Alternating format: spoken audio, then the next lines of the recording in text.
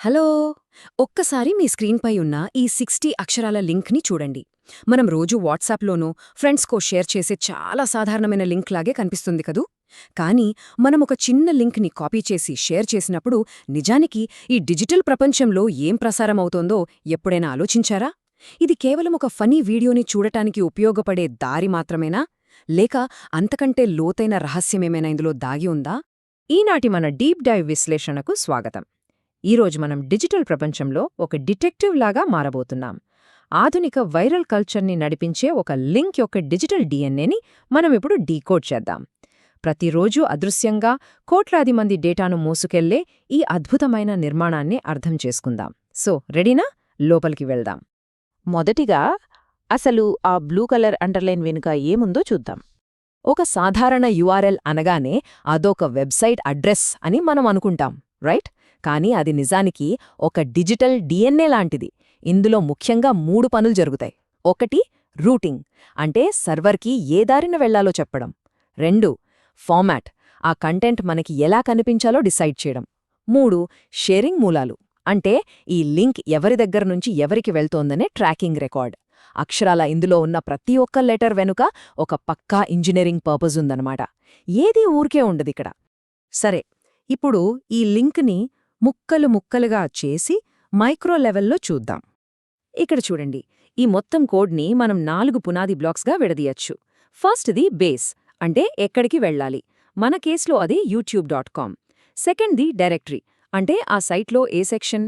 ఇక్కడ అది /shots/. థర్డ్ది resource ID, అంటే ఎగ్జాక్ట్గా ఏ వీడియో. ఇక చివరగా క్వెరీ స్ట్రింగ్. ఇక్కడే అసలైన ట్విస్ట్ ఉంది. ఇదంతా చూస్తుంటే ఒక పెద్ద సిటీ క్రాస్ రోడ్స్ నుంచి ఒక చిన్న వీధిలోకి, అక్కడనుంచి ఒకే ఒక ఇంటి తలుపు దగ్గరికి అడ్రస్ వెతుక్కుంటూ వెళ్ళినట్లుంది కదూ. ఇప్పుడు ఇందులో ఆ డైరెక్టరీ పవర్ ఏంటో తెలుసుకుందాం. ఈ /shots/ అనే 8 అక్షరాలున్నాయే, ఇవి మామూలు అక్షరాలు కావు. ఇవి ఆ ప్లాట్ఫామ్కి ఒక కమాండ్ ఇస్తాయి. హే, ఇక్కడ యూజర్కి మామూలు వీడియో ప్లేయర్ వద్దు, నిలువుగా స్వైప్ చేసుకుని షార్ట్ ఫామ్ ఫీడ్ని ఓపెన్ చేయి అని ఆర్డర్ వేస్తాయి. జస్ట్ ఆ ఒక్క పదం మన వ్యూయింగ్ ఇంటర్ఫేస్ని పూర్తిగా మార్చేస్తుందన్నమాట. నెక్స్ట్, ఆ వీడియోకి మాత్రమే సంబంధించిన యూనీక్ ఫింగర్ ప్రింట్ సంగతి ఏంటో చూద్దాం. ఇక్కడ ఈ 11 అక్షరాల కోడ్ని గమనించండి. CQ6Z5EBCG5G. ఇంటర్నెట్లో బిలియన్ల కొద్ది వీడియోలు, డిజిటల్ అసెట్స్ ఉన్నాయి, అవునా? వాటి అన్నింటిలోనూ ఎగ్జాక్ట్గా మనం వెతుకుతున్న ఆ ఒక్క వీడియోని పట్టుకోవడానికి ఇదొక ఖచ్చితమైన ఐడెంటిఫైయర్ లాగా పనిచేస్తుంది. ఒక పెద్ద మహాసముద్రంలో కరెక్ట్గా మనకు కావాల్సిన ఒకే ఒక్క నీటి బొట్టును వెతికి పట్టుకోవడం లాంటిదిది. టెక్నాలజీ ఎంత అద్భుతంగా పనిచేస్తుందో కదా. ఇక అసలైన సీక్రెట్కి వద్దాం. అదే ఆ క్వశ్చన్ మార్క్ తర్వాత ఉన్న అదృశ్య ధారం. దీన్నే టెక్నికల్ భాషలో సోర్స్ ఐడెంటిఫైయర్ అంటారు. ఆ క్వశ్చన్ మార్క్ పక్కన ఉన్న .ci అనే పారామీటర్ చూడండి. ఈ లింక్ ఎక్కడ్నుంచి పుట్టింది, దాన్ని ఎవరు కాపీ చేశారు, ఎలా జనరేట్ అయింది, ఇదంతా ట్రాక్ చేయటానికి ప్లాట్ఫాములు వాడే ఒక ట్రాకింగ్ మెకానిజం ఇది.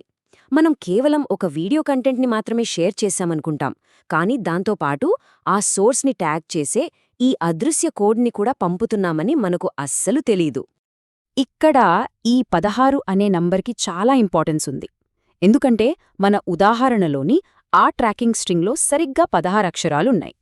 మీరు సరదాగా షేర్ బటన్పై ఒక్కసారి ట్యాప్ చేయగానే సెకండ్లో 100వ వంతు కాలంలో ఈ 16 అక్షరాల అపారమైన ఆల్గరిథమిక్ కోడ్ ఆటోమేటిక్గా క్రియేట్ అయిపోతుంది.